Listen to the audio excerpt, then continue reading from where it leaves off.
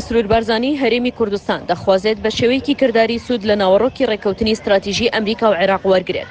ئەمڕۆ سێشەممە 11/12/2010 سرور بارزانی ڕاوێژکاری ئەنجومەنی یاسایشی هەرێمی کوردستان پێشوازی لە ڕێک پێری وەزیری وزەی ویلایەتە یەکگرتووەکانی ئەمریکا و شاندی یاوەری کرد لە دیدارێکدا کە دۆگلاس سلێمان باڵیۆزی ئەمریکا لە عێراق ئامادە بوو دوا پەرەسەندنەکانی ناوچەکە و پێشخستنی پەیوەندیە دووقۆڵیەکانی نێوان هەردوولا لە گشت بوارەکاندا بە تایبەتی لە بواری وزەتا و توێکرا.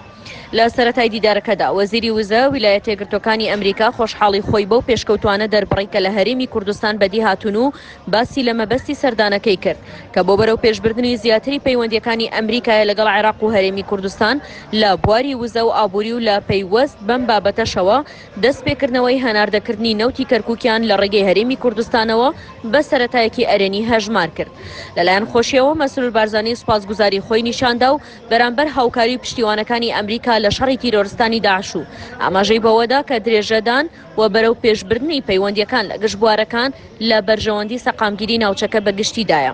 دوو پاتیشی کردەوە کە بە هاوکاری هاوبەشەکان کار بۆ کوردستانێکی بەهێزتر و پێشکەوتوو دەکەن. هەروەها ڕاوێژکاری ئەنجومەنی ئاسایش جەختی لەوە کردەوە کە هەرێمی کوردستان دەخوازێت بە شێوەیەکی کردداری سوود لە ڕێککەوتنی استراتیژی نێوان ئەمریکا و عێراق وەرگێت بە تایبەت لە بواری کەرتەکانی وزە و ئابوری و چاکسازی لەبارەی دەستپێکردنی قۆناغێکی نوێ لەگەڵ بەغدا. ڕاوێژکاری ئەنجومەنی ئاسایشی هەرێمی کوردستان ڕوونی کردەوە کە لە گفتوگۆکردن و دیالۆگ بەردەوام دەبن بۆ گەیشتن بە چارەسەری گشت کێشەکان تاوتوێکردنی پرسی تەواوکردنی کابینەی حکوومەتی نوێی عێراق و پێگەنانی حکوومەتی هەرێمی کوردستان و چاکسازی و ڕێفۆرمی ئابوری چەند تەوەرێکی دیکەی دیدارەکەی نێوان سرور بارزانی و ڕێک پێری بوو.